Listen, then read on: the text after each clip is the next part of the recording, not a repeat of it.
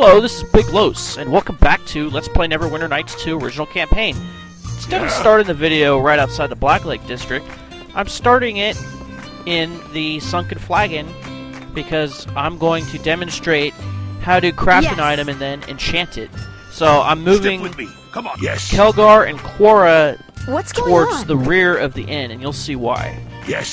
Now, off camera, I moved Quora's sash of shimmering to Captain Savaho because she already has a spell resistance of 10 with her Mage's Battle Robe, so I gave it to the captain and gave Quora the Swordsman's Belt to give her a little bit of damage reduction against slashing.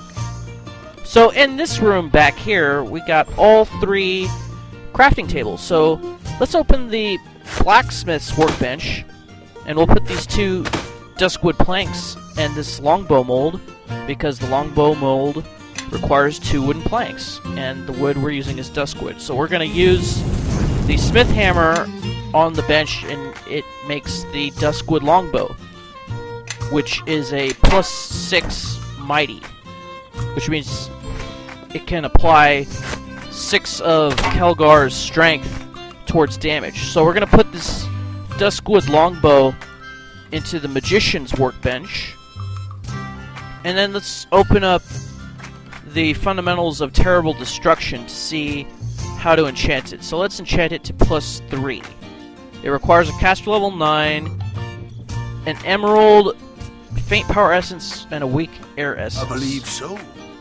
So after we put the weapon in there, we're gonna take this emerald, and we only need 1, so let's split it. We'll put the emerald in there, and then... Oh, I also put the crafting components that were in the bag in Kelgar's inventory into Quora's inventory, so we can grind them up and create some essences. So we can put the required essences into the workbench, and then we can enchant the bow. So we're going to take this weak power essence and we're going to put it into the magician's workbench. And then, what was the other one? I forget, and that was like a minute ago where I just looked at it. I know I have it. Let's open up the book again and see. I know I should have done my research better, but oh well. No, not that one, the Terrible Destruction book. Here we go. Oh, it's faint power essence and weak air essence. Got it. Okay. So let's go back to Quora. Let's open up the magician's workbench. We'll remove the weak power essence. And we have some faint power essence right here, so we'll split it into 1. We'll put that 1 into the workbench, and then let's look for a weak air essence. And we have several right here, so let's split it to 7 and 1. So we'll take that 1, we'll put it there, and the spell to cast is light, so you have to cast the light spell, which fortunately all wizards and sorcerers have. So we're going to cast it on the workbench, and it creates a enchanted Duskwood Longbow, and here you can actually name it. So let's call it the Duskwood Longbow +3, which is what it is. So let's have Kelgar grab it. Oh, I also gave Kelgar the Amulet of Vitality +2 to increase his hit points. So the Duskwood Longbow +3 has an enchantment of +3, so it's a +3 to attack, and it's a mighty +3, so Kelgar can apply all +6 of his strength bonus towards damage. So it's actually better than Captain Savaho's Elven Court Bow. So now let's head all the way to the Blacklake District, and I'll meet you over there because it's going to take a while. And here we are, and here's Karina in front of the Blacklake District, so let's have a word with her. How you doing, baby? Okay, so Karina is very rude with us. So let's ask her why she's saying some of these things that she's saying. And she's saying it's because she gets all the crap jobs when we're involved. So, well, that's not our fault. And I thought we were friends. I'll live? What is that supposed to mean? Okay, so how are we getting in anyway? Well, apparently the organization owns an inn that has a tunnel underneath the wall, kind of like the Mexican border. Okay. So, we'll just go in, I guess, and she'll lead us directly to Aldanon the Sage, since that's who we want to talk to about these silver shards. And I probably should have edited this part out too. Oh well, no matter. I don't see why it has to load the entire Blacklake District if you're only going to one place. Oh, Reptar's tail is going through the pedestal. Okay. So, after Karina babbles on a little bit, we're going to go to the door, and Aldanon is expecting a delivery. So, we'll ask him what he's waiting for, and he wants some Quicksilver. So you can either give him some Quicksilver and he'll let you in, or you can try to use some of your conversation skills to get you in. And I used diplomacy, and it was successful. So, he'll let us in, and we don't even have to waste one of our Quicksilvers, which we could technically use for some other item. And this is Aldanon. Well met, well met. So, you've another of these mysterious shards, have you? Fascinating.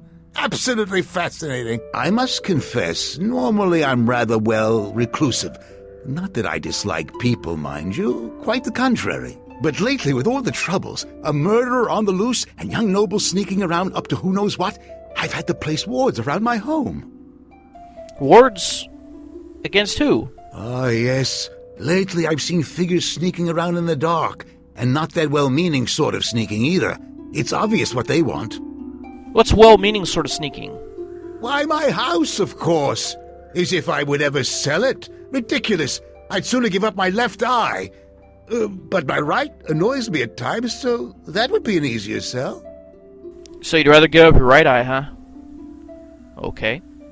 In any event, back when I first settled in Neverwinter, my humble abode was on the outskirts of Blacklake, bordering acres of untouched wilderness. Now, with Neverwinter being rebuilt, following all that plague nonsense, my property went from the periphery to being right on the main thoroughfare of the rich part of Neverwinter. All the nobility wants to live in Blacklake, but there's no more room, so lately they've been trying various ways to convince me to sell my land. Sounds like a lot of problems we have today. First, they tried offering me ridiculous sums of gold. What do I need with more gold? Next, they tried making loud noises late at night, but I need little sleep. So the only thing they accomplished was scaring away the night birds that raid my garden, for which I thank them. Lately, they must be getting desperate, because most nights I can look out and see them watching me. I can tell you what you need with more gold. A bigger house. Oh no, not at all. My wards work quite well, and these nobles are too civilized to try anything worse than mild harassment. Okay. Of course. Who else would sneak around my home? Well, present company excluded. Oh, that's right. You came here for a reason, yes? Actually, you're right. Great dear, what a tale. The moment you arrived, I knew I'd be interested in meeting you. Wish I'd known that when I first greeted you. Would have saved some time. You've certainly come to the right place.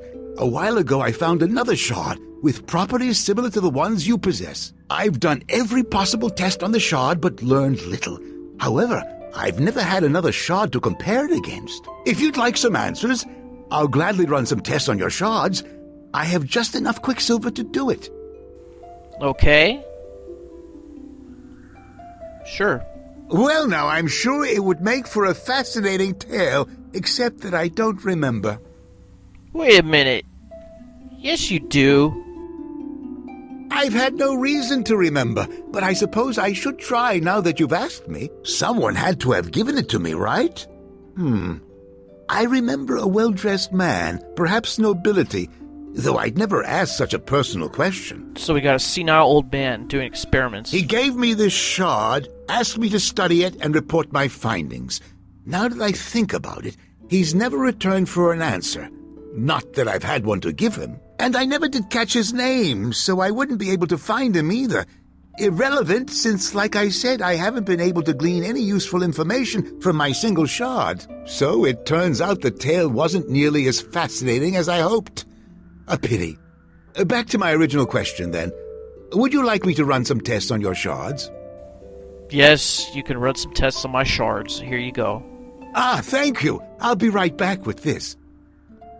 See now, old man running experiments. Hope he doesn't blow himself up. My tests are complete.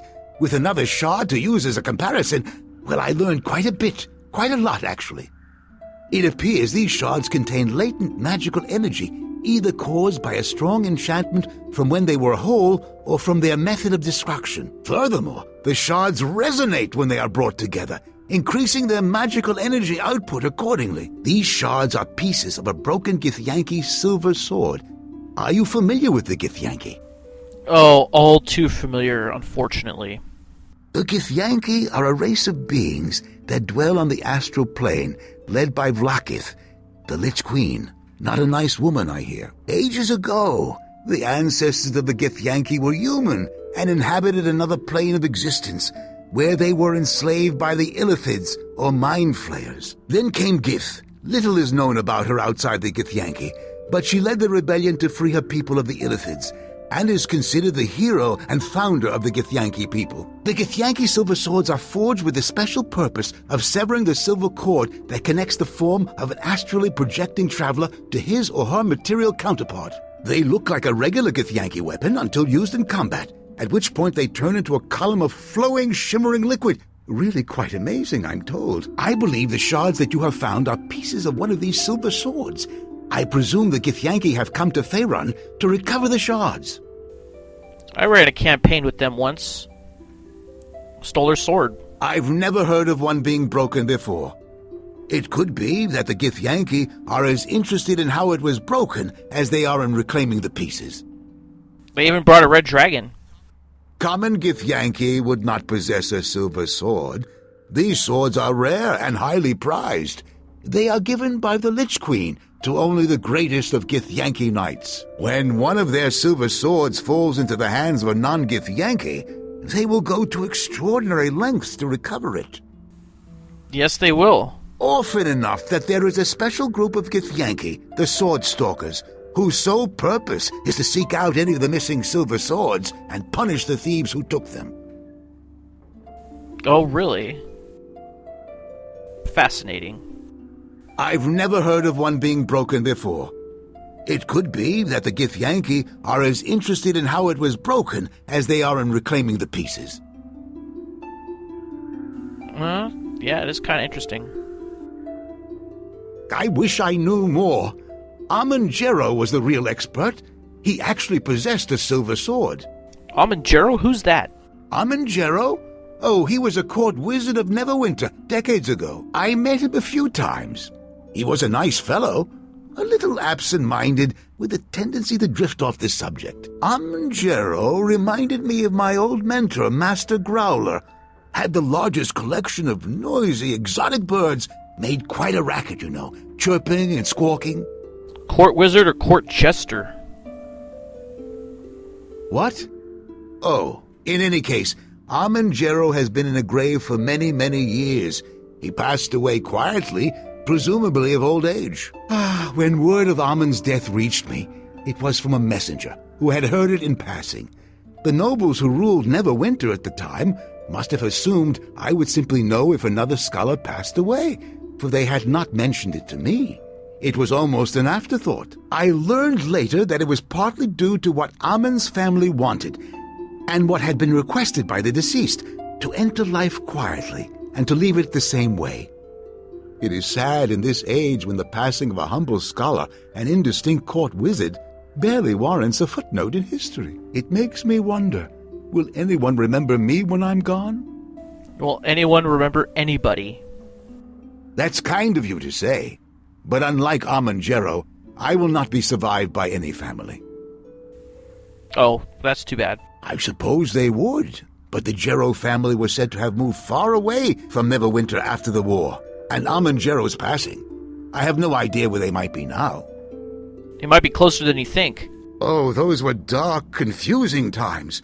So much death and chaos, all brought about by some self-proclaimed king of shadows. We were told the king of shadows was not a king at all, but rather a very powerful warlock and summoner of demons. He invaded Neverwinter decades ago with an army of demons. Neverwinter sent their forces to confront him. Both armies perished in the battle, and the King of Shadows was never heard from again. Some rumors suggest that he was defeated and imprisoned by a cabal of mages. Others say that he was dragged away to the abyss by his own demon servants. Whatever the King of Shadows' fate, I say good riddance. Maybe you don't know anything about him. There is very little else for me to share with you. I certainly wasn't there, and what little history that has been recorded of those times remains vague and murky. However, if you wish, I would be happy to sit down and speculate with you about the King of Shadows. It would be a wonderfully entertaining exercise. Maybe it wasn't a man at all. Well, there is Ammon Jerro's haven. It was a secret retreat of his, I believe. I suspect that the Neverwinter Archives here in Blacklake would have its location. They typically keep noble family records in the secured archives. They don't allow just anyone to access them, though. I petitioned to be allowed to peruse the secured archives, but I was denied because, well, some silly misunderstanding regarding misplaced books that somehow ended up in my possession. And you didn't pay your library fines? Normally, you would have to petition for access, which could take several weeks. However, ask the guards at the archives to speak directly with Archives Administrator Kotnik. He has been known to let me in, quietly on occasion. Oh, okay. Good. Very well. Thank you for your visit, and for letting me chat with you. Quite enlightening, really. Oh, and before I forget, you may take my shard. I've no use for it any longer, and who knows, you may gather more. Do be careful, though. I plan to raise my wards again after you have left to keep out those young nobles skulking about. Hope we haven't talked too long. Otherwise, they may have gathered their courage and attempted to sneak in.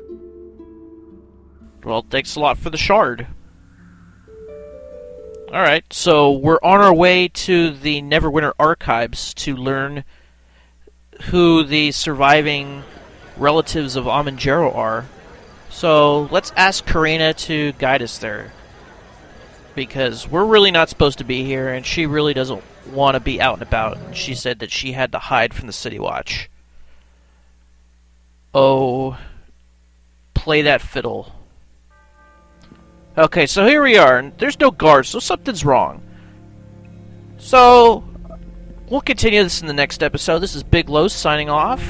Hope you enjoyed the episode, and have a good day.